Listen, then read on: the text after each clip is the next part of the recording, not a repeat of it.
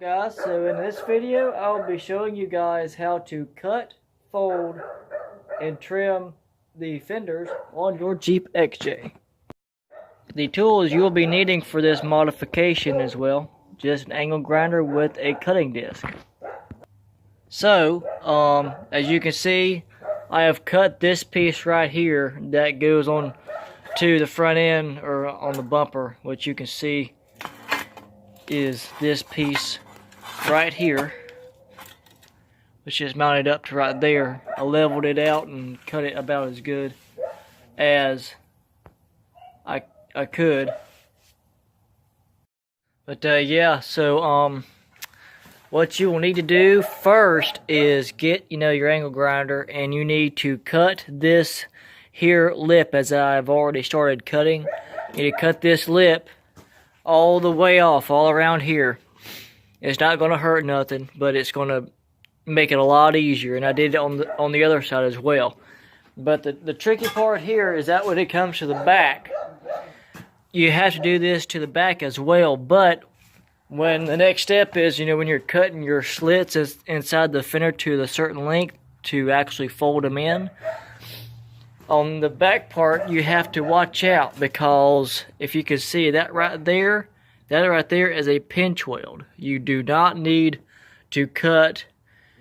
I mean, you could cut close to it, but you do not need to cut anywhere through that pinch weld, because that is actually what holds this panel to your inner panel to seal it off.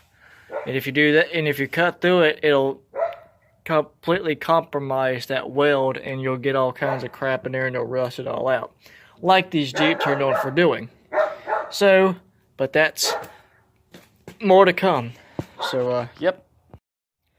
Okay, so once you have this piece right here cut off, you will want to take your angle grinder, and you'll want to grind these, what I call relief slits, into the metal to whatever length you prefer.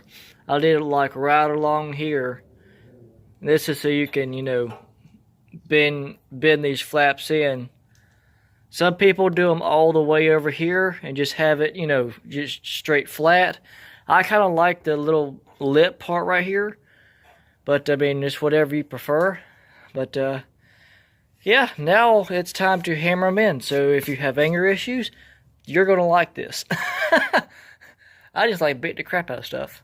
But I didn't do it right here. I'm going to actually right now. So ow, that's kind of hot. Dummy. Alright, and after beating the legit shit out of it, you have this.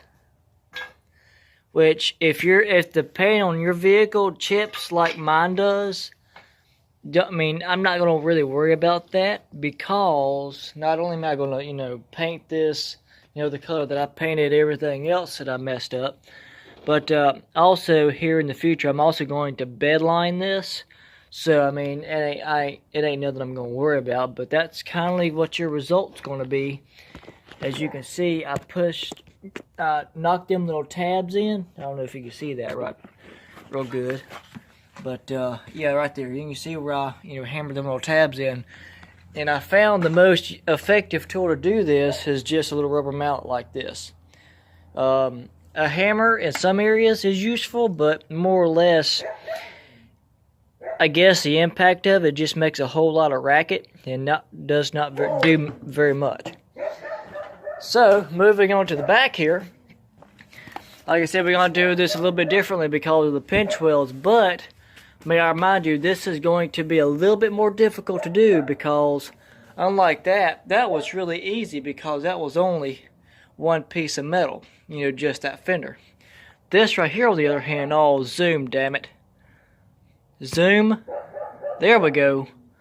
But this right here, you're going to have two pieces of metal, because that pinch weld, that's sandwiching two pieces of metal together, so you're going to have two pieces of metal to bend, which is going to be a little bit more difficult, but it can be done. Alright guys, so as you can see, I have already cut my lip off, which is right there. Now I've cut my slats. Now you can see how I marked with my finger through the dirt, the pinch welds right here, and I cut the relief cuts like beside them and stuff like that. And so now it's just a matter of hammering them in. Now I will say, if you want to, this is optional. If you want to, you could take the grinder and you can run alongside here and kind of deburr the edges. And I did that a little bit simply because, you know, I like to be a perfectionist on stuff like this. But I mean, it's not mandatory, but I mean, it's just if you want to. So, yeah, I'm gonna hammer these in. I'll get back to you. Alright, there you go. Everything is all folded in. All these are, for the most part, where they need to be. And when it comes to anything grinding or anything in metal or bodywork or stuff like this, if I didn't mention before, always wear your safety glasses. Don't be a blind man. So, yeah, that's going to be it for this video. If you like this video, please give it a big thumbs up. If this helped you, please give it a big thumbs up. And I will see you in the next video.